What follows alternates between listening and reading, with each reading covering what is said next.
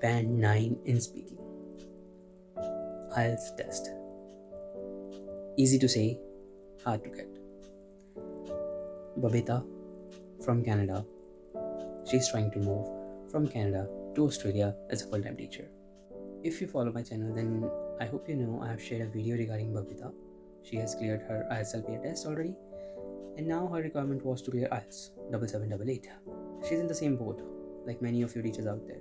Sometimes 7 in writing, sometimes 8 in speaking. Not a consistent score. After 1 or 2 failures, when she wasn't able to get her desired score, she wanted 8 in speaking and she was struggling, mostly 7.5. She worked on her skill. In this case, I won't say I was the one who helped her. She actually helped herself. She worked on herself.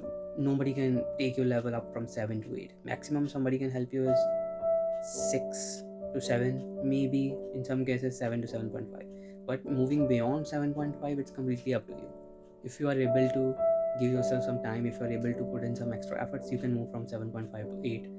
And for 9, of course, nobody can do it except you. So I won't say I did anything, she did it herself.